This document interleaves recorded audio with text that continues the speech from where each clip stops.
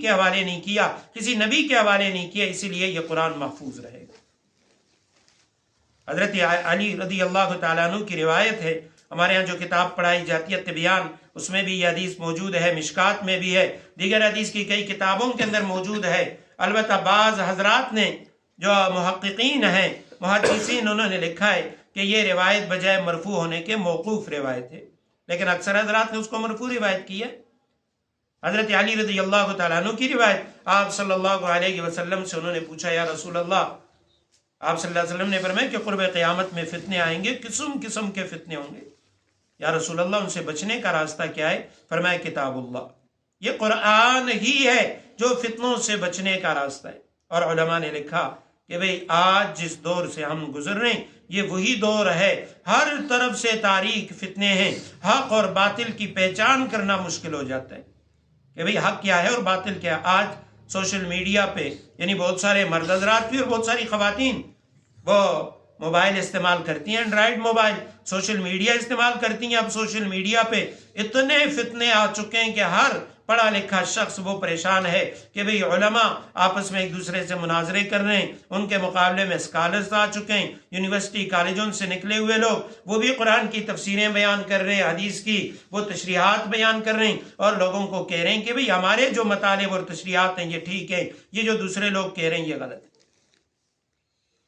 تو اب ہر طرف سے فتنے ہی فتنے، اور یہاں تک کہ ترمذی کتاب الفتن میں حضرت ابو سعید خدری رضی اللہ تعالیٰ عنہ کی روایت ہے، فرماتے ہیں ایک موقع پہ آپ صلی اللہ علیہ وسلم نے عصر سے مغرب تک تمام قرب قیامت تک آنے والے فتنوں کا ذکر کیا، اور پھر آپ صلی اللہ علیہ وسلم نے فرمایا کہ اللہ سبحانہ و تعالیٰ نے انسانوں کو 4 طبقوں میں پیدا کیا، ان کے 4 طبقات ہیں۔ کچھ تو ایسے ہیں خوش قسمت، یولد مومنہ، جو مومن کے گھر میں پیدا ہوتے ہیں، یحییٰ مومنہ، ایمان کی حالت میں زندگی گزارتے ہیں، اور ویموت مومنہ، ان کی موت بھی ایمان پہ آتی ہے۔ کچھ ایسے بھی ہوں گے کہ یولد کافرن ویحییٰ کافرن ویموت کافرا، کافر کے گھر میں پیدا ہوا، کفر پہ زندگی گزاری اور کفر پہ اس کی موت آئی۔ اور کچھ ایسے بھی نیک بخت ہوتے ہیں کہ پیدا تو کافر کے گھر میں ہوتے ہیں، زندگی کفر پہ گزاری، لیکن آخر میں اللہ کلمے کی سعادت و توفیق عطا فرما دیتے ہیں، وہ دنیا سے کلمے کے ساتھ چلا جاتے ہیں۔ اور کچھ ایسے بدبخت ہوتے ہیں، اللہ ہم سب کی حفاظت فرمائے، وہ مومن کے گھر میں پیدا ہوتا ہے، ساری زندگی وہ ایمان پہ گزارتا ہے، اس کا دعویٰ بھی ایمان کا ہوتا ہے، نہ وہ نمازیں چھوڑتا ہے، نہ وہ تہجد، کسی طرح کی کوئی عبادتیں نہیں چھوڑتا، لیکن آخر میں کیا ہوتا ہے؟ وَيَمُوتُ كَافِرًا۔ آپ صلی اللہ علیہ وسلم نے فرمایا جب آخری وقت آتا ہے اس کا جو خاتمہ ہوتا ہے وہ کفر پہ ہو جاتا ہے۔ وجہ کیا ہے کہ وہ فتنوں کا شکار ہو جاتا ہے، اور فتنوں سے نہ بچنے کی وجہ سے یہاں تک کہ علماء نے لکھا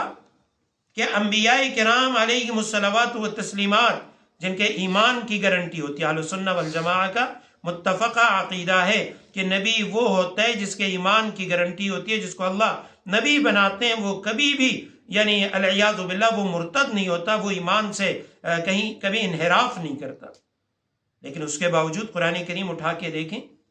حضرت ابراہیم علیہ السلام کی دعا سورہ ابراہیم آیت کریمہ نمبر 35 ہے، وہ کیا فرما رہے ہیں؟ میرے پروردگار وَجُنُوبْنِي وَبَنِيَّ أَن نَعْبُدَ الْأَصْنَامَ، اے اللہ مجھے بھی بچا، میری اولاد کو بھی بچا کہ ہم بتوں کی عبادت کریں۔ حضرت یعقوب علیہ السلام آخری وقت ہے اور بیٹوں سے وہ وصیت لے رہے ہیں، ان کو حکم دے رہے ہیں، ان سے عہد لے رہے ہیں کہ میرے بیٹوں مجھے بتاؤ میرے بعد تم کس کی عبادت کرو گے؟ بیٹوں نے کہا اے ہمارے ابا جان، نعبد آباءک، نعبد الہک و الہ آبائک، ہم آپ کے رب کی اور آپ کے آباء و اجداد کے رب کی عبادت کریں گے۔ حضرت ام سلمہ رضی اللہ تعالیٰ عنہ کی روایت ہے ترمذی کے اندر، جب ان سے سوال کیا گیا اماں آپ ہمیں یہ بتائیں کہ نبی کریم صلی اللہ علیہ وسلم جب آپ کی باری میں ہوتے، آپ کے حجرے میں ہوتے، نبی کریم صلی اللہ علیہ وسلم سب سے زیادہ کون سی دعا کیا کرتے تھے؟ حضرت ام سلمہ رضی اللہ تعالیٰ عنہ نے فرمایا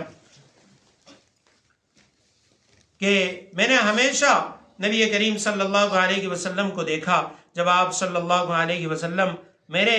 حجرے میں ہوتے، میرے گھر میں ہوتے، کمرے میں ہوتے، تو آپ علیہ السلام کی دعاؤں میں سے سب سے زیادہ جو دعا ہوتی وہ دعا یہ ہوتی کہ اے میرے پروردگار یا مصرف القلوب صرف قلوب قلبی علی طاعتک،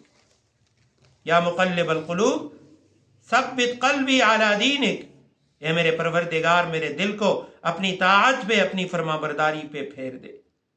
اور دعا فرمایا کرتے تھے اے دلوں کے پھیرنے والے میرے دل کو اپنے دین کی طرف پھیر دے۔ فرمایا سب سے زیادہ یہ دعا کیا کرتے تھے، حالانکہ یا رسول اللہ آپ کی تو ایمان کی گارنٹی ہے، پھر آپ یہ دعا کیوں فرما رہے ہیں؟ علماء نے لکھا اس وجہ سے کہ امت کو تعلیم دینے کے لیے۔ آج نہ ہمیں اپنے ایمان کی فکر، خاص طور پہ جو محلے کی مستورات ہیں، میں یعنی ان سے مخاطب کر کے ان سے گفتگو کر رہا ہوں، نہ ہمیں اپنے ایمان کی فکر ہے، نہ اپنے بچوں کی، نہ اپنے گھر والوں کی، کسی کے ایمان کی فکر نہیں ہے کہ بھئی آیا ہم صبح ہوتی ہے شام ہوتی ہے کبھی ہم نے ایمان کی تجدید کی ہے؟ یہ بھی حدیث مبارکہ ہے کہ اپنے ایمانوں کی تجدید کیا کرو۔ حضرت مفتی شفیع رحمہ اللہ نے جواہر الفقہ میں لکھا کہ قرب قیامت میں جو فتنے ہوں گے اور